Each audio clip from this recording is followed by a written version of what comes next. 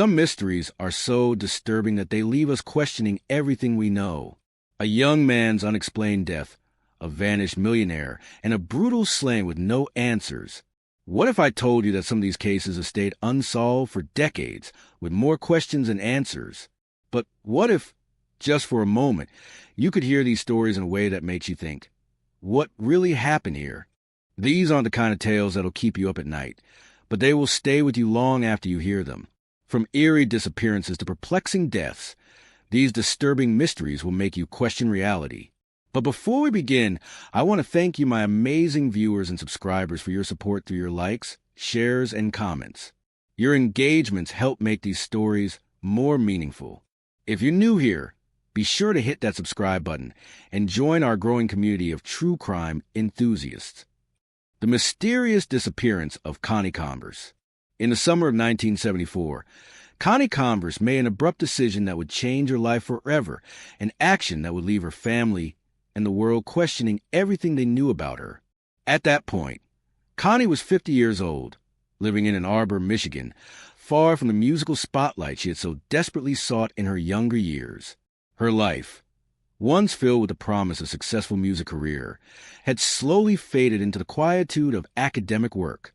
Yet, beneath the surface of her seemingly calm existence, there was a woman battling a deep sense of disillusionment. For years, Connie had struggled to make her mark in the world of folk music. She had moved to New York City in the late 1940s, immersing herself in the vibrant and bohemian culture of Greenwich Village. But despite her undeniable talent, she failed to achieve the recognition she deserved. Her songs, filled with raw emotion and poignant lyricism, fell on deaf ears in a world that was more interested in the sound of time than the quiet, introspective music she created.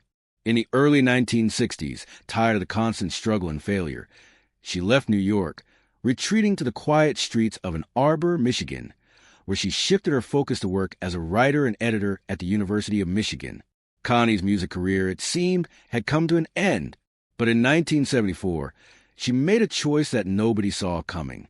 That year, Connie wrote letters to her family and friends, expressing a desire to start anew. It was clear from her words that she wanted to escape the life she had built, escape the past that haunted her, and escape the world of failed dreams. She packed her belongings into her Volkswagen Beetle, left behind her job, her apartment, and even her family. No one knew where she was headed or what she hoped to find in her solitude. Connie's disappearance was complete.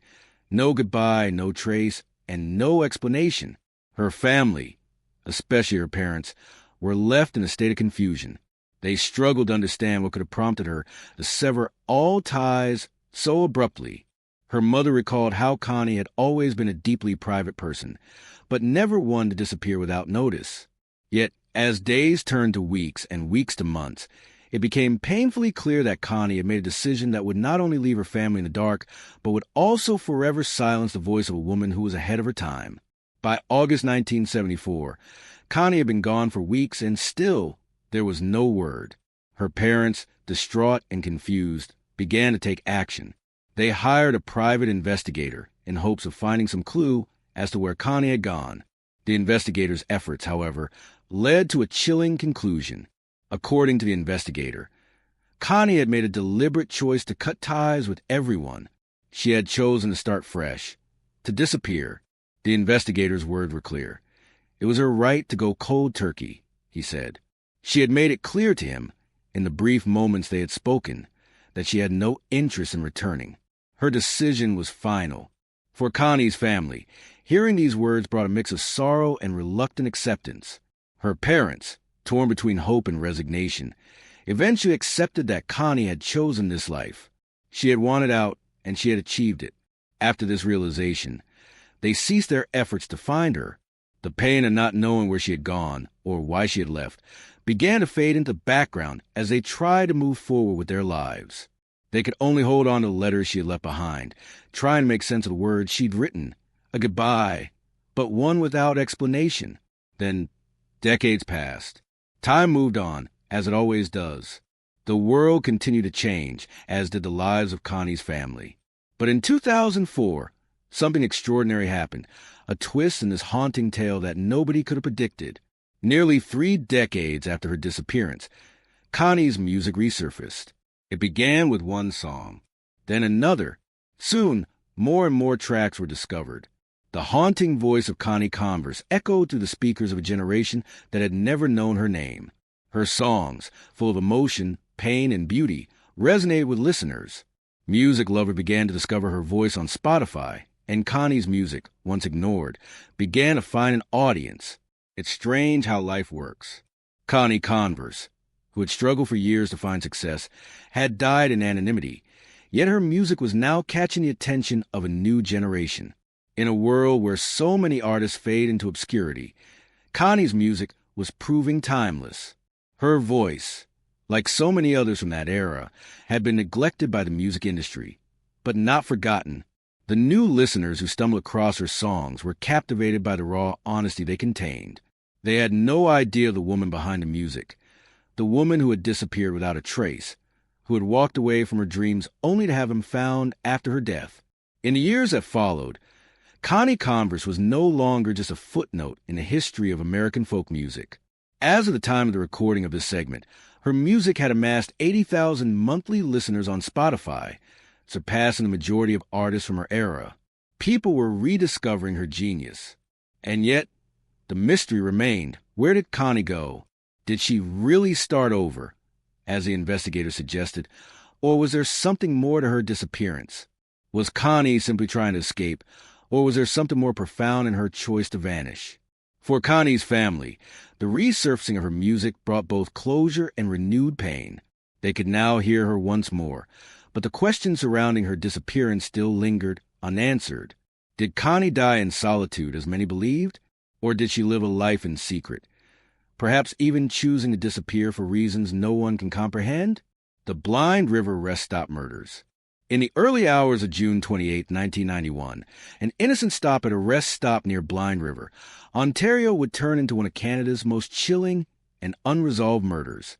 The victims, a couple traveling from Lindsay, Ontario, on their way to Winnipeg, who decided to skip a roadside motel and rest the night at quiet, secluded Trans-Canada Highway rest stop. It seemed like an ideal spot to stretch their legs and get some sleep before continuing their journey. But by the time the sun would rise the next day, 2 people would be dead, and the killer would vanish into the shadows and never be found. Gord and Jackie McAllister were just an ordinary couple on their way to visit relatives in Winnipeg. At 1 a.m., after getting comfortable in their motorhome, they were abruptly awakened by loud pounding on the window. When they looked out, they saw a man claiming to be a police officer. He told them they couldn't stay in the area and needed to move their vehicle. Jackie, perhaps thinking it was just an official request, opened the door, but what happened next would turn their world upside down. The man wasn't a police officer at all. As soon as Jackie opened the door, the man forced his way in and demanded money and valuables. The man held a .22 caliber rifle in one hand and a 20-gauge shotgun in the other. But the McAllisters didn't resist. They were terrified but complied, hoping that giving him what he wanted would be enough. However, it wasn't. Without warning, the man shot Jackie twice in the chest, killing her instantly. The noise of the gunshot echoed in the dead of night, but Gord was still alive. He had been standing next to Jackie when the shots rang out. He too was shot, but by some stroke of luck, he managed to escape, rolling under the motorhome and hiding in the shadows. Gord, injured and terrified, lay in the dirt, barely breathing. He didn't know if the man would return to finish him off. He didn't know if he would survive the night. But what happened next would make the situation even more bizarre. As Gord lay hidden, he could hear the sound of another vehicle approaching the rest stop. It was a blue car, and Brian Major, a 29-year-old man from Elliott Lake, had stopped to stretch his legs. He had no idea that he was driving straight into the heart of a brutal crime scene. As Brian exited his vehicle, he was immediately shot by the same man who had just killed Jackie. Brian didn't even have time to scream before he fell to the ground dead. The killer didn't check for a pulse or care if Brian was alive. The man's actions were swift and calculated. After murdering Brian, the killer briefly searched for Gord, but failed to find him, and then, just like that, he fled the scene. Gord, still hiding under the motorhome, must have felt his heart pounding in his chest. He was sure the killer would come back for him. But as the minutes stretched into eternity, the footsteps grew quieter. After what must have felt like hours, Gord mustered the strength to crawl to his vehicle, drive down the highway, and seek help. But it was too late for Jackie and Brian. Their lives were taken without reason, and Gord, now a widow and survivor, was left to carry the weight of terrible loss and the haunting memories of that night. The Ontario Provincial Police, OPP, launched an extensive investigation into the double homicide. The nature of the crime, combined with the chilling cold-bloodedness of the killer's actions, made this case one of the most high-profile murders in Canadian history at the time. The authorities had few clues, but they had Gord's testimony, and his description of the killer would prove crucial. According to Gord, the man was tall, blonde-haired, and looked to be in his late 20s to early 30s. His description of the suspect was detailed, but there were still no significant leads to follow.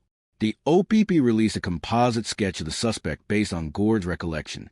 The sketch was shared with the public, hoping someone would recognize the man and provide a lead, but the information that came in didn't bring the police any closer to an arrest. While the authorities worked on the case, one witness came forward with a crucial detail.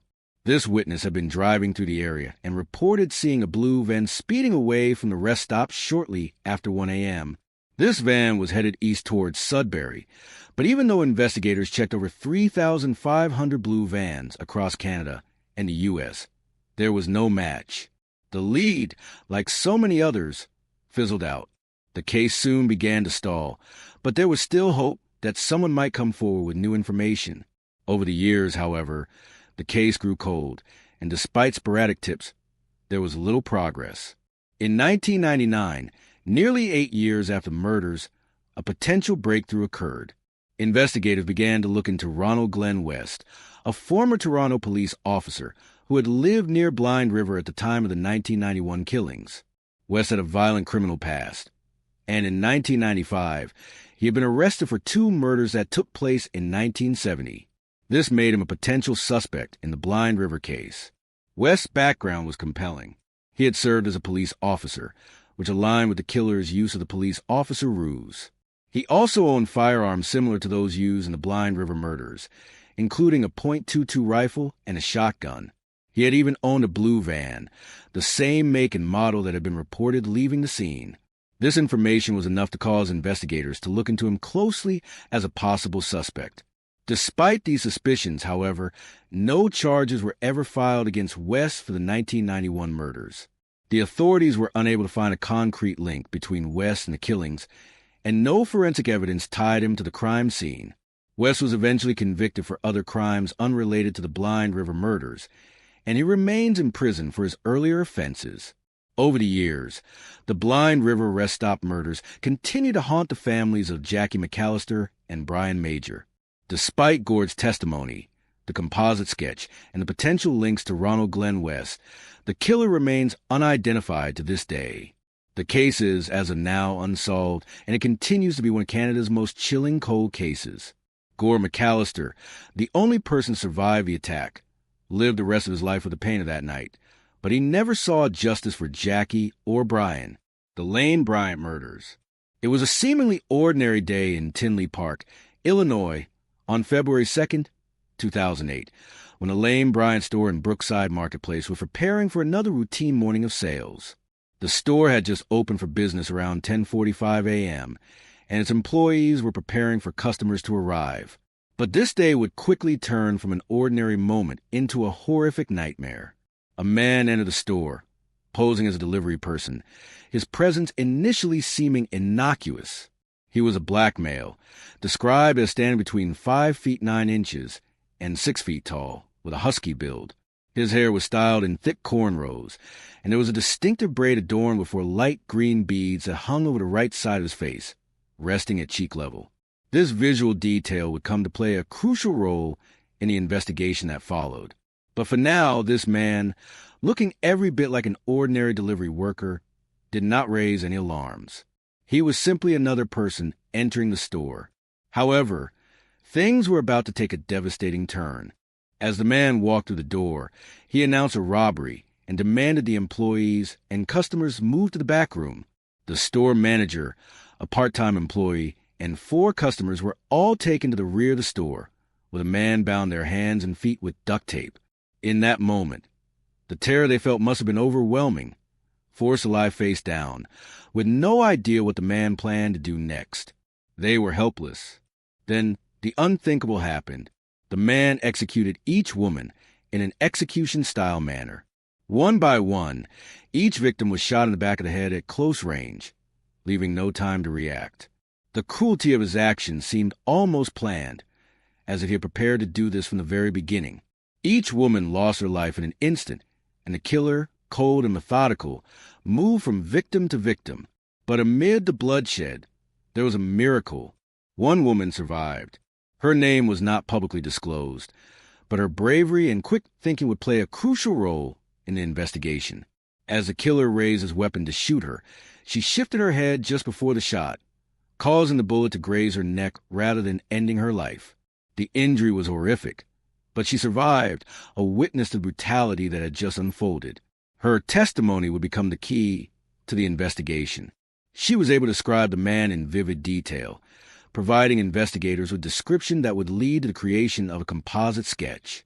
But before we get to that, let's take a moment to honor the victims, the 5 women whose lives were so senselessly taken that day. Jennifer Bishop, a 34-year-old woman from South Bend, Indiana, who had been a loyal employee at the Lane Bryant store. Carrie Chuso, 33, from Frankfort, Illinois, a woman who had only stepped into the store that morning, unaware of the horror she would face. Rhoda McFarland, 42, a mother and a beloved figure in her community, whose life was cut short as she tried to survive. Sarah Safransky, 22, from Oak Forest, Illinois, the youngest of the victims, with a bright future ahead of her that was tragically snuffed out. Connie Woolfolk, 37, from Flossmoor, Illinois, whose final moments were filled with terror before she was silenced forever. As these 5 women lay dead in the back room of that store, the 6th woman, the one who had survived, was left to confront the unimaginable. Once the 911 call was made, emergency responders rushed to the Lane Bryant store. But it was too late. 5 lives had been stolen, and only one person remained who could describe the man responsible for this horror. Tinley Park police immediately began their investigation. The surviving victim provided a detailed description of the suspect, which led to the creation of a composite sketch. This description was the first real clue that investigators had, and they hoped it would lead to someone who could identify him. Despite the composite sketch being shared widely, no immediate lead surfaced. Investigators began receiving tips, but the killer remained elusive. The surviving victim's description of the green beads hanging from his braid was an unusual detail, one that stuck in the minds of investigators and witnesses alike. Then, just when it seemed the investigation might stall, another piece of evidence emerged. A witness came forward, stating that they had seen a blue van speeding away from the Lane Bryant store shortly after 10:45 a.m., heading east towards Sudbury. Police quickly launched a search for any vehicles matching this description. Despite reviewing thousands of blue vans across the country, they found no match. Over time, the case attracted more attention. Investigators and the public alike were shocked by the cold-bloodedness of the crime and the fact that the perpetrator had planned it so methodically. It wasn't a spur-of-the-moment attack. The man pretended to be a delivery person, gaining the victim's trust before violently overpowering them. But why Lane Bryant? Why the store? These questions remained unanswered. In 1999, there was a brief hope for a breakthrough when Ronald Glenn West, a former police officer from Toronto, was arrested for 2 murders committed in 1970. West had lived near Tinley Park at the time of the Lane Bryant shooting, and investigators began to suspect he might be the perpetrator. West's criminal history, his violent tendencies, and his proximity to the crime made him a prime suspect. However, despite the possible connection, no charges were filed against him in relation to the Lane Bryant murders. Investigators found no concrete evidence linking West to crime, and he remains in prison for his earlier offenses. The case seemed to stall again, but the public's interest in solving the mystery never wavered. Over the years, there have been more than 7,000 tips from the public, but the killer remains unidentified and the case remains unsolved. In the years since the murders, there have been repeated efforts to find new leads, but the mystery persists. The Lane Bryant murders remain one of the most high-profile and chilling unsolved crimes, and the U.S. law enforcement still keeps the case active, hoping for a breakthrough, whether through modern forensic technology or a witness who holds a final clue. The $100,000 reward for information leading to an arrest remains on offer, and investigators continue to hope that someone out there knows something that could break the case wide open. The victims' families still wait for justice, and the 5 women who were senselessly murdered that day are remembered, not just as statistics in an unsolved case, but as real people who lived, loved, and were taken far too soon. The show-jumping horse scandal. In the world of show jumping, where horses are treated as athletes and prized possessions, the sport's glamorous image was shattered by one of the most disturbing scandals to ever rock the equestrian community. Between the mid-1970s and the mid-1990s, an insurance fraud scheme emerged, one that involved the deliberate slaying of high-value show horses to collect large insurance payouts.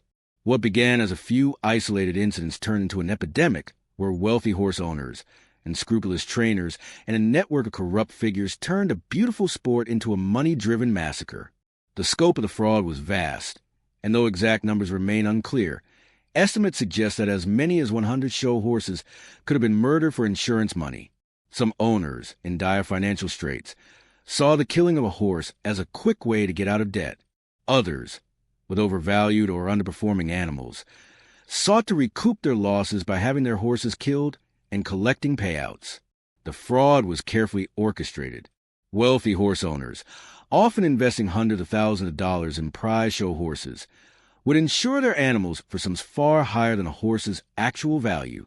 This created an irresistible temptation. If the horse died under suspicious circumstances, the owner would collect the insurance payout, sometimes as much as $500,000 per horse. For many of these owners, the horses were simply investments, and when they became too costly to maintain or failed to perform at the elite level, they were eliminated. The method of choice? Killing the horses in ways that would seem natural, heart attacks, accidents, or disease. But the killers weren't simply performing mercy killings. They were committing murder, knowing that these deaths would lead to lucrative insurance payouts. The mastermind behind many of these killings was Tommy Burns, a man who earned the nickname the Sandman for his expertise in putting horses to sleep, in the most literal and horrific sense of the word. Tommy Burns was not a man who worked alone. He was, in fact, the goated killer for many in the world of show jumping who had plans to eliminate their animals for profit. Burns' method was electrocution, a process he believed was both quick and undetectable. He carried around specialized equipment that would shock horses to death, leaving no clear evidence of foul play. Burns was paid between $5,000 and $40,000 per horse, depending on the size of the job. He traveled the show jumping circuit, offering his gruesome services to those who were willing to pay for the swift removal of their animals. At the peak of his involvement, Burns was reportedly electrocuting up to 3 horses a week. His operation was vast, and the bodies piled up. Over the years, numerous horses, each one insured for a substantial amount, were eliminated under the guise of accidents or illnesses. It was a cycle that seemed unstoppable, until Burns was eventually caught. By the 1990s, Burns' role in the scandal began to unravel. He eventually took a plea deal, and over the course of the next few years, 35 people were convicted in connection with the horse killings. But while the convictions were a victory for law enforcement, they left many important questions unanswered. For one, how extensive was this fraud? The official record suggests a number, but many believe that the real scale of the scandal was far greater. Some of the wealthiest and most influential figures in the equestrian world were likely involved in the scheme. People who used their status and resources to eliminate the horses that didn't fit their financial goals. Yet, few of these individuals were ever charged or publicly named. The most powerful figures in the horse world seemed to slip through the cracks, leaving Burns and a few accomplices to take the fall for the entire criminal operation. While the convictions were important, they only scratched the surface. Many wealthy horse owners were either never charged, or their involvement in the fraud remained a secret. The true story, buried beneath years of corruption, is still yet to be fully uncovered. As the decades have passed, the equine industry has cleaned up its act to a degree, Insurance companies are far more diligent today, and authorities are far more aware of the potential for fraud. But the story of Tommy Burns and the dozens of horses he killed still looms large, a reminder of corruption that can exist even in the most glamorous and beloved industries. And perhaps the most troubling question remains: how much of this story is still hidden? How many more horses were murdered? And how many powerful figures have escaped the consequences of their actions? The Russian sleep experiment. In the midst of the Cold War, when secrecy and suspicion cloaked everything, a chilling story emerged from the depths of Soviet Russia. It was a story that seemed too grotesque to be true, yet too compelling to ignore. It was said to have happened sometime in the late 1940s, deep in the heart of a Soviet research facility, where an experiment would push the boundaries of human endurance and sanity. The tale became an internet sensation, spreading rapidly across forums and websites, becoming one of the most infamous creepypastas ever told. But despite its growing presence, there's one thing about the Russian sleep experiment that has never changed. It's a work of fiction. The story begins with a group of 5 Soviet political prisoners, all sealed inside a secluded chamber. The experiment was designed to test the limits of human endurance, specifically how long the human mind and body could go without sleep. The prisoners were exposed to a mysterious gas that was supposed to keep them awake indefinitely. The Soviet researchers, lurking behind the glass walls of the chamber, watched with clinical detachment as the hours stretched into days. They hoped to observe the effects of extreme sleep deprivation on the human mind and body, but what they didn't expect was the horror that would unfold. The experiment started with subtle signs of discomfort. The prisoners, initially compliant, began to show signs of agitation. They grew restless, their bodies fidgeting uncontrollably as they tried to sleep despite the gas.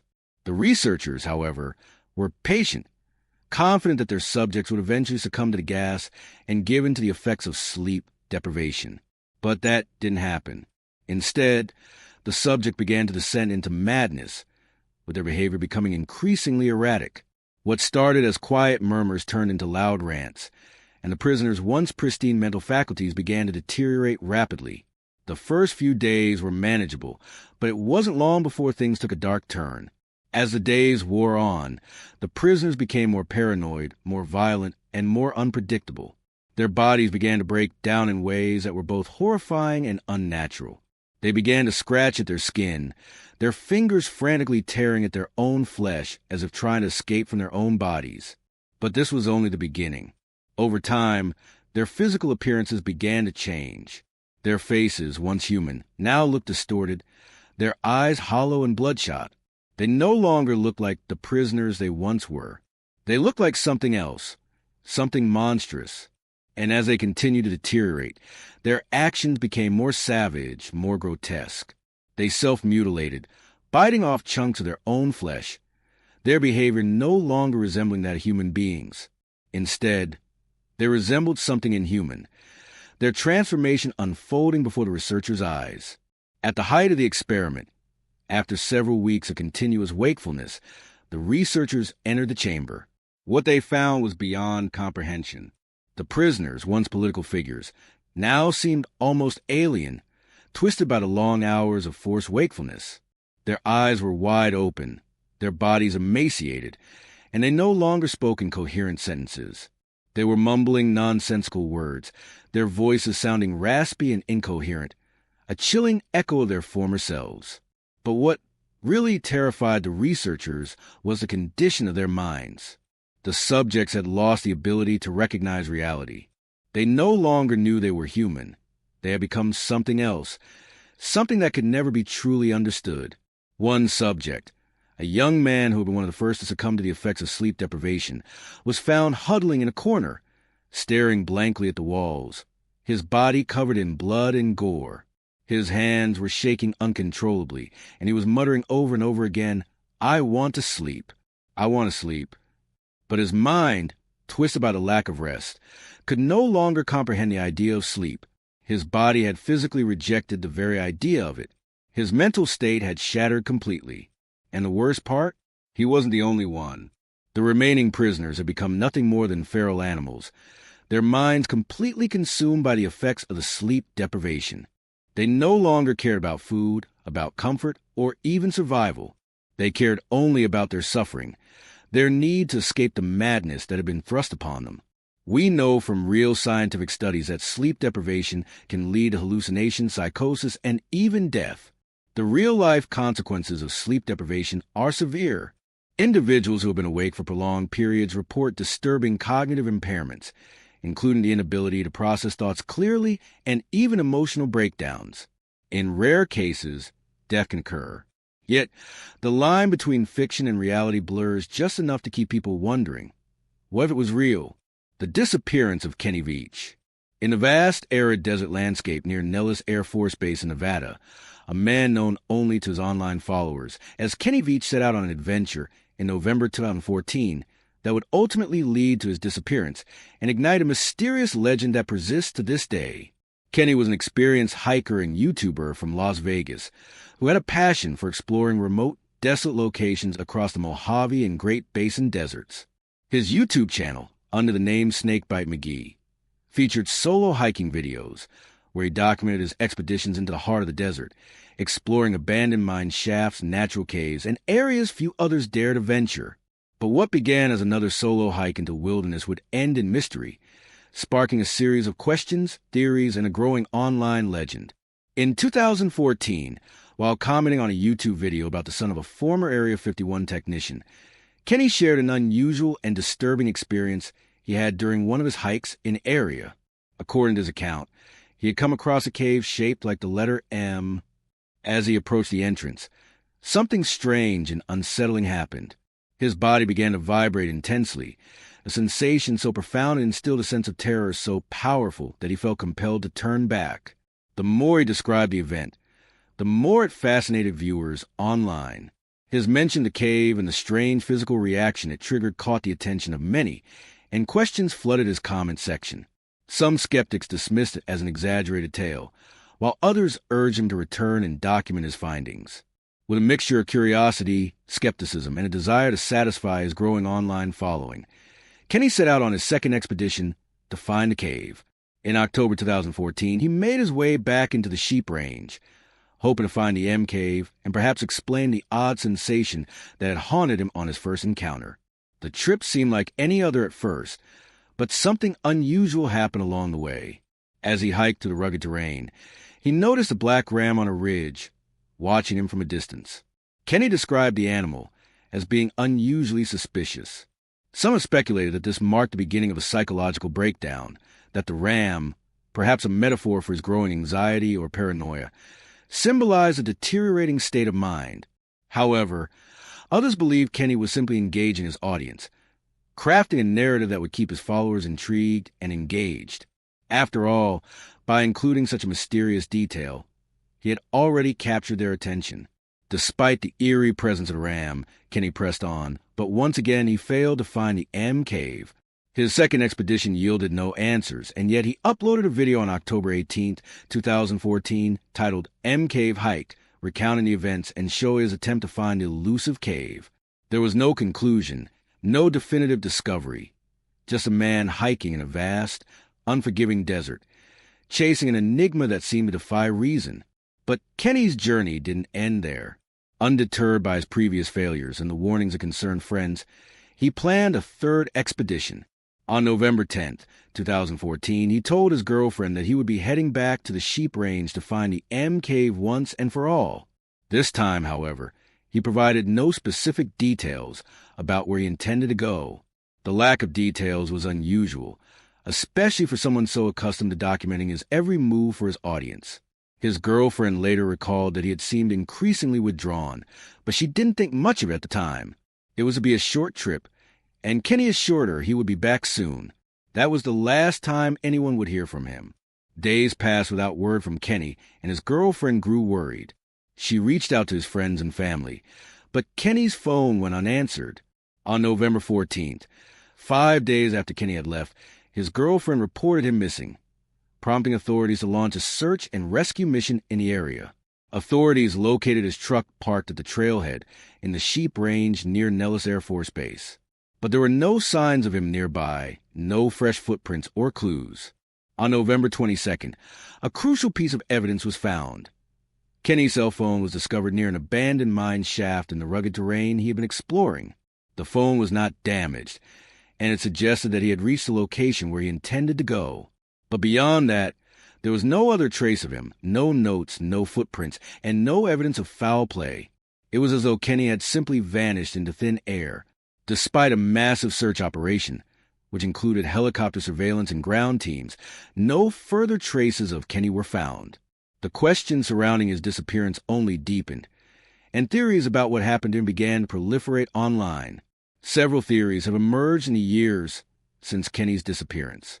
One of the more plausible theories suggests that Kenny succumbed to an accident in the treacherous desert terrain, perhaps falling into one of the many abandoned mines scattered throughout the Sheep Range.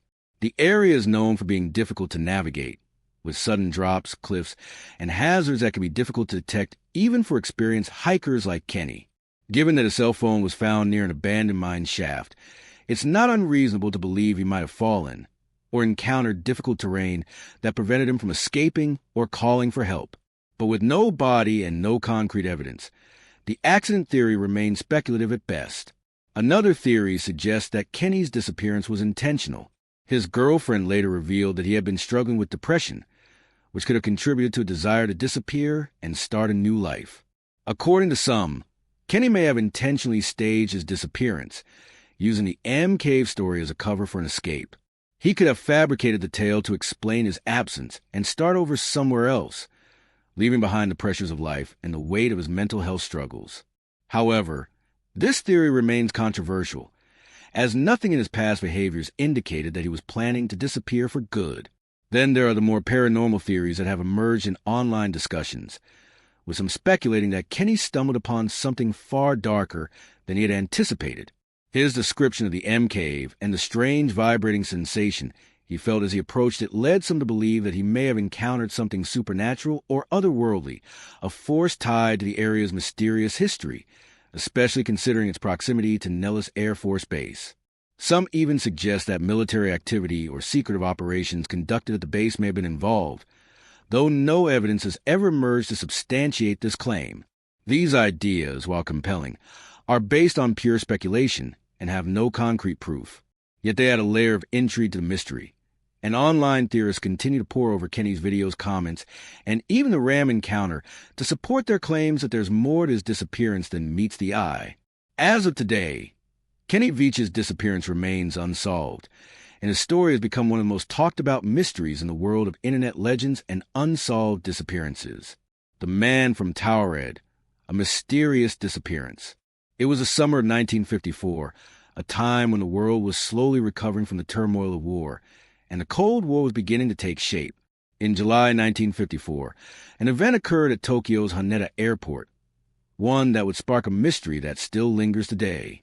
A man, carrying what appear to be official documents, landed in Tokyo, documents that would, later on, puzzle the authorities and ignite theories that straddle the line between fact and fiction. The man in question arrived from Europe on a commercial flight, and as he approached the immigration desk, he presented a passport that stunned the customs officers. This wasn't just any passport. It was issued by a country called Towered, a nation that did not exist on any map, and one that, to the officers' bewilderment, they had never heard of. When asked where Towered was, the man confidently pointed to a location between France and Spain, precisely where Andorra lies today. He even insisted that Towered had been around for over 1,000 years. But when the immigration officers showed him a map, his confident demeanor turned to agitation. He refused to believe the map, claiming that his country had always been there, even though the map showed otherwise. What happened next, however, made the story even stranger. The man's passport was not only authentic-looking, but also included official stamps, visas, and even currency from his country. These weren't hastily made forgeries, but well-crafted, seemingly legitimate documents that appeared to support his claims of being from this non-existent nation. The officers were bewildered. How could this man's documents be so realistic, yet from a country that didn't exist? Was it some sort of elaborate hoax, or was there something more to his story? The authorities detained the man in a hotel room, under guard while they investigated his claims. The situation took a turn when, just the following morning, the man was gone without a trace. His room was completely sealed, with no signs of escape. There were no windows, no balconies, and the hotel was several stories up. It was as though he had vanished into thin air. No one could explain how he had disappeared from the room, especially with the guards and the building security. It didn't make sense. The man had been there just hours before, and now there was nothing. This peculiar incident became the basis for one of the most enduring urban legends of the 20th century. The disappearance of this mysterious man, who claimed to be from a country that didn't exist, sparked various theories. Some suggested that he might have come from a parallel dimension, one where Taured was a real country and he somehow crossed over into our world. Others believed it was an elaborate hoax designed to confuse and perplex authorities. But the mystery didn't end there. As the years passed, the story began to evolve. The tale of the man from Taured gained new layers, as people speculated on what might have happened. Some theorized that the man had been part of a covert government operation, perhaps connected to the growing espionage activities during the Cold War. One possible explanation that surfaced in the early 2000s was that the man could have been part of an undocumented ethnic group, possibly the Berbers. According to this theory, the man's passport and currency may have been legitimate documents from his homeland, but because Japanese authorities were unfamiliar with the Berber script and the region where the man was from, they mistakenly thought the documents were forgeries. This theory ties the mystery of Taured to real-world ethnographic confusion, suggesting that the man was a stateless Berber individual whose documents were simply misunderstood. The Berber people, who have been stateless for centuries, have their own unique alphabet and language, which may have been misinterpreted by authorities as an unknown language, fueling the myth. While this theory offers a more grounded explanation, it still doesn't explain how the man vanished from the hotel room. And here lies the core of the mystery, the man's disappearance. Whether he was part of a large cover-up, an unexplained disappearance, or even part of a larger conspiracy, the fact that he was never found remains one of the strangest elements of the story. There was no trace of him, no evidence left behind, and no leads to follow. This lack of evidence, combined with the authentic-looking documents, makes the man from Taured's story so difficult to solve. The story of the man from Taured truly gained its urban legend status when it found its way onto the internet in the late 1990s and early 2000s. It was first shared as an anecdote about a man with a mysterious past, and the story was embellished with each telling. The man from Taured became a part of the growing creepypasta culture. Internet horror stories that blur the line between fiction and reality, and that thrive on mystery, suspense, and supernatural elements. In fact, the internet was the perfect breeding ground for such a story. It had everything: a baffling mystery, a disappearing person, and an impossible-to-explain event. It quickly became a subject of online discussion forums, and many started to speculate that the man might have come from a parallel dimension, a theory that would later be picked up in books, TV shows, and films. The McFarlane Bear, a bizarre mystery of the 1864 specimen. In 1864, in the remote wilderness of Canada's Northwest Territories, a group of Inuit hunters made a discovery that would spark a mystery still debated to this day. While out hunting in the barren grounds, they came across a large bear unlike any they had ever seen before. Its fur was a pale yellowish color, not the usual dark brown or black of the grizzly and black bears they were accustomed to. The size of the bear, its fur, and its unusual features made the hunters believe it was something truly extraordinary. They decided to bring the skin and skull of the bear to Roderick McFarlane, a Hudson's Bay Company trader and amateur naturalist, hoping to get an expert opinion on the strange specimen. McFarlane, intrigued by the unusual appearance of bear, carefully preserved the remains and sent them to the Smithsonian Institution in Washington, D.C., where they would be stored for decades. What followed was a decades-long scientific mystery that would grow in complexity and intrigue, ultimately raising more questions than answers. The specimen would sit in storage for years. It wasn't until 1918 that Dr. Clinton Hart Merriam, a zoologist and one of the leading experts of his time, took an interest in the specimen. Merriam was fascinated by its unique features, particularly its pale tan fur and skull shape, which didn't seem to match any known species of bear. After closely examining the remains, Merriam proposed that this bear could belong to an entirely new genus and species. He named it Vechilarctos inopinatus, which translates to ancient unexpected bear. This classification was based on the fact that the bear's physical characteristics were unlike any of the known bear species at the time. The shape of the skull and the unique pale fur raised more questions than answers. Was this bear a mutation, a hybrid, or something even more enigmatic? Over the years, several theories have emerged to explain what the McFarland bear could have been. While some considered it an oddity or an outlier among the known bear species, others began to speculate that it could represent something more significant, perhaps a lost species or an unusual hybrid of bears.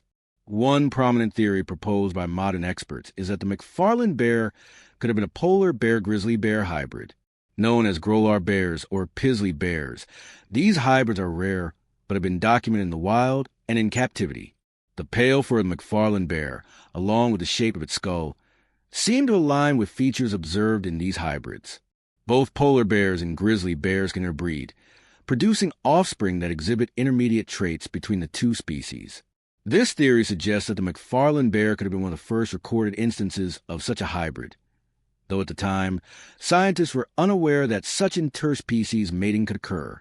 In 2006, DNA testing confirmed that polar bears and grizzly bears could mate and produce fertile offspring, with physical traits reflecting both species. However, despite modern evidence of Grolar bears existing, the McFarland bear was discovered long before this was confirmed scientifically, and no DNA testing was ever done on the original specimen. Without this, the hybrid theory remains speculative, but many theorists point to the similarities in fur color, skull shape, and location of the specimen as evidence that this theory holds weight. Another theory that has circulated is the idea that the McFarland bear could be a relict species, a population of bears that survived beyond the typical extinction timeline. The Pleistocene era saw the extinction of many giant species, including several types of bears. The McFarland bear's unique characteristics, the pale fur and strange skull, led some to wonder if it could be a surviving representative of an ancient bear species that was thought to have vanished during the last ice age. This theory suggests that the McFarland bear might represent a lost lineage of bear, one that had adapted over time to an environment in a way that made it distinct from modern bears. Researchers have pointed to the unusual features of the McFarland bear as evidence that it didn't quite align with any known species, and some even suggested that it could be a Pleistocene remnant that somehow persisted in the remote Canadian wilderness long after its relatives had gone extinct. Despite these intriguing possibilities, there is no direct evidence to support the idea of a Pleistocene relic. No other remains of such a bear have ever been found, and modern bear species have not been observed exhibiting the same characteristics as the McFarland bear. One of the most frustrating aspects of the McFarland bear mystery is that no DNA testing has ever been conducted on the specimen. The remains of the bear are still housed at the Smithsonian Institution, and scientists have had the opportunity to examine the skull and fur, but without modern DNA analysis, it is impossible to know for sure what the McFarland bear was. Zombification in Haitian Vodou. In the mystical hills and rural villages of Haiti, a practice has long existed that challenges the boundaries between life and death, free will and servitude, and the physical and spiritual realms. It's a practice so terrifying that it has become one of the most disturbing and mysterious aspects of Haitian Vodou, zombification. While the idea of a zombie as an undead creature is popularized by Hollywood, the Haitian version is far darker and more disturbing. It is about living people who have been stripped of their will, their identity, and their very essence of self, turned into mindless slaves to the will of a powerful Vodou priest. This practice is not something rooted in the supernatural in the traditional sense, but rather in spiritual manipulation and psychological control, woven deeply into the fabric of Haitian Vodou, a syncretic religion that blends West African spiritual beliefs with Roman Catholicism. The process of zombification raises profound questions about life, death, and the power of belief to shape the very nature of human existence. The origins of Haitian Vodou date back to the 17th and 18th centuries when African slaves were brought to the island of Hispaniola, now Haiti and the Dominican Republic, by French colonial powers. These Africans, primarily from the regions that are now Benin, Togo, Nigeria, and the Congo, brought with them a rich spiritual tradition and cosmology. At the center of their belief system was the worship of Loa, spirits that govern different aspects of life, such as fertility, death, healing, and love. When the French colonists introduced Roman Catholicism, the enslaved Africans had no choice but to adapt their beliefs. However, rather than abandon their spirituality, they cleverly merged their African deities with Catholic saints, a practice known as syncretism. This allowed them to continue worshiping their Loa while publicly conforming to the Catholic faith. The Loa were seen as the manifestations of Catholic saints, with their unique powers and characteristics overlapping with the saints they venerated. This blending of Catholicism and African spirituality created a system of belief that is now known as Vodou. Vodou ceremonies are deeply spiritual and can involve singing, dancing, and spirit possession. In these ceremonies, practitioners seek to connect with the Loa through rituals that allow the spirits to possess the bodies of those present, speaking through them and offering guidance. While Vodou is generally associated with healing, guidance, and spirituality, there is a darker side to this practice. At the heart of the darker side of Vodou is the figure of the Bakar, a Vodou priest who specializes in black magic and spiritual manipulation. The Bakar is able to harness the forces of dark magic, curse enemies, and, most disturbingly, create zombies. This process of zombification is perhaps the most chilling and feared aspect of Vodou. Zombification, as described by practitioners and believers in Haitian Vodou, is the transformation of a living person into a mindless servant devoid of free will, an individual whose soul and consciousness are controlled by the Bakar. Unlike the Hollywood zombies we see in films, the undead that rise from the grave, the Vodou zombie is very much alive but spiritually and psychologically enslaved. How does the process of zombification work? First, the victim is often drugged with powerful toxins, such as tetrodotoxin, which is found in pufferfish. This substance can cause temporary paralysis, slow the heart rate, and put the victim into a state of suspended animation, making them appear dead. Once they are buried, the Bakar will dig them up, and the victim is reanimated, though they remain in a hypnotic, trance-like state, no longer possessing their own will. They become a slave to the Bakar, performing menial tasks and following the Bakar's every command. The victim's body may be alive, but their soul is captured and used as a vessel of servitude. The most famous case of zombification in Haitian Vodou is the story of Clairvius Narcisse, a man who was declared dead in 1962 after suffering from severe illness. His family, along with 2 doctors, confirmed his death, and he was buried in the local cemetery. But 18 years later, in 1980, Narcisse walked back into his village claiming to be Clairvius Narcisse, the man who had been buried 2 decades earlier. His family, initially stunned, recognized him despite his disoriented appearance. Narcisse's return sparked an investigation into his disappearance and eventual reappearance. According to Narcisse, after his death, he had been exhumed by a Bakar and turned into a zombie. The Bakar had forced him into servitude. And for years, Narcisse was used as a slave, working in the fields under the Bakar's control. He described his years as a zombie as a nightmarish existence, completely disconnected from his former self, unable to resist the commands of the Bakar. It was only after the Bakar's death that Narcisse was able to break free and make his way back to his family. This case, which was widely covered in the media, became one of the most famous examples of zombification and caught the attention of anthropologists, ethnobotanists, and psychologists interested in the phenomenon. Wade Davis, a renowned ethnobotanist, studied the case in detail and published his findings in the book The Serpent and the Rainbow, where he explored the scientific and cultural aspects of zombification. While the idea of zombification may sound like something straight out of a horror movie, scientists have proposed several plausible explanations for how such a phenomenon could occur. One of the most widely discussed explanations is the use of tetrodotoxin, the toxin found in pufferfish. This powerful chemical can cause temporary paralysis, making a person appear dead. In some cases, victims could be buried alive and then later exhumed by the Bakar, who would continue to manipulate them using hallucinogenic substances like datura. Datura is a powerful hallucinogen that can cause confusion, delirium, and memory loss, which makes the victim highly suggestible and compliant to the Bakar's commands. The combination of toxic substances and spiritual manipulation may explain why some individuals appear to return from the dead as zombies, though they are actually alive but trapped in a psychological and spiritual prison. There's also a cultural element at play here. In a society where Vodou is central to daily life, the belief in zombification can have a profound psychological effect.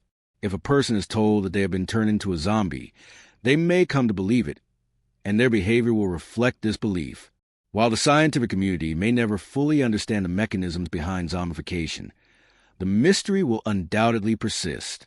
For those who believe in voodoo, zombification remains a very real phenomenon. But what do you think? The disappearance of Dan Wilson. It was a quiet morning in Spokane, Washington, on August 24, 1988, when 35-year-old Dan Wilson, an electrician and mechanic, walked into work at the ASC Machine Tool Company. Known for his quiet demeanor, strong work ethic, and deeply devout religious beliefs, Dan was no stranger to hard work. But behind his steady exterior, Dan had endured significant personal struggles in the years leading up to this day. His divorce in 1986 had left a lasting impact, one that he was still trying to recover from. In 1987, Dan had suffered a nervous breakdown, requiring hospitalization and a lengthy period to stabilize. After nearly a year off work to recover, Dan returned in June 1988, but his mental state was far from perfect, despite being on medication for his mental health. He made the decision to stop taking around the time he returned to work, which many close to him believe might have been a pivotal moment in the unraveling of his life. It was in the days following his discontinuation of medication that things began to change for Dan, and the consequences of that decision would lead to his mysterious disappearance. It was just before 11 a.m. on August 24, 1988, when Dan had a heated altercation with his foreman at work. The incident was out of character for someone like Dan, known for his quiet and reserved demeanor. The altercation arose after Dan accused his foreman of unfair criticism regarding his work. This was the first sign of strange behavior, and after the confrontation, Dan was advised to take the rest of the day off and return when he felt ready. At this point, Dan left work, and that was the last time anyone saw him. It was an abrupt departure, one that raised concerns among his co-workers, but they didn't immediately understand the significance of his actions. Dan wasn't scheduled to visit his children that day, and his mother, who lived in Colorado, tried to reach him by phone, but was unsuccessful. It wasn't until several days later that the true mystery of his disappearance began to unfold.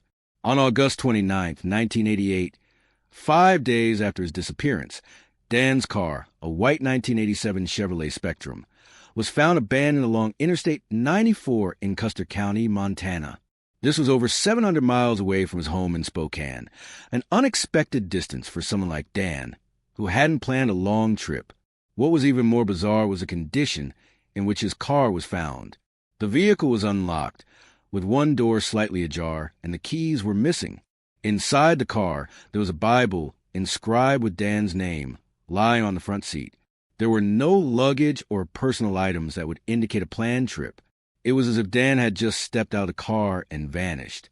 There was no sign of struggle or theft. Why was he in Montana? Why did he leave his car in such an unusual state? His family, confused and alarmed, traveled to Montana to assist in the investigation. They were struck by the eerie absence of any evidence of Dan's intentions. But something even more disturbing happened when they examined the car. His family began to experience physical symptoms, sore throats and eye irritation. This led them to have the car inspected by a mechanic, and the discovery was chilling. A mechanic found that the muffler on Dan's car was faulty, allowing carbon monoxide to leak into the car's interior. Carbon monoxide is a deadly, odorless gas that can cause a person to feel disoriented, dizzy, and mentally confused when inhaled in large quantities. Prolonged exposure to carbon monoxide can result in severe disorientation and even death. Could this exposure have contributed to Dan's strange behavior, his outbursts at work, and his mysterious decision to leave the car? The more they looked at the case, the more the puzzle pieces seemed to fit together. Dan's mental health struggles, the carbon monoxide exposure, and his unexpected emotional outbursts at work all pointed to a possible psychological and physical breakdown that led him to wander off into the wilderness, disoriented and vulnerable to the elements. The lack of evidence of foul play suggested that no one else was involved in his disappearance. Could be that Dan's mental state, compounded by the poisonous gas, led him to make a decision he couldn't fully comprehend. Despite extensive searches and multiple leads that came in from friends, family, and concerned locals, Dan's whereabouts remained a mystery for several years. There were possible sightings of a man matching his description in Billings, Montana, in November 1988, but these did not lead to his discovery. As time went on, the case seemed to grow colder and colder until a final, somber resolution came in September 1997. A ranch worker discovered a skull near a creek, approximately 6 miles south of where Dan's car had been found. Dental records were used to confirm that the remains were, indeed, Dan Wilson. It was a tragic conclusion to a mystery that had haunted his family, friends, and investigators for nearly a decade. The authorities ruled that Dan likely became disoriented, possibly due to the carbon monoxide exposure, and wandered away from his vehicle before ultimately succumbing to the elements. There was no sign of foul play or criminal activity, but the exact sequence of events leading to his death remained speculative. The disappearance of Dan Wilson raises some profound questions. While the official cause of death was exposure to the elements after Dan wandered away from his car, the circumstances surrounding his emotional outburst, his abandoned car, and the faulty muffler remain unsettling. Dan Wilson's case is a reminder of how mental health can affect every aspect of a person's life, from their ability to make rational decisions to their very survival. The decision to stop taking medication, especially after a history of mental health crises, is a risky move, and in Dan's case, it may have contributed to his impulsive behavior and ultimately his tragic fate. It also serves as a reminder that physical conditions, like carbon monoxide poisoning, can have profound psychological effects, further clouding a person's ability to function properly. For Dan, the faulty muffler, combined with the psychological stress, may have created a perfect storm, one that led to his eventual demise. If you found these cases as mysterious and intriguing as we did, don't forget to like and subscribe for more videos like this. And we'd love to hear your thoughts. Which of these cases made you think twice? Drop your comments below.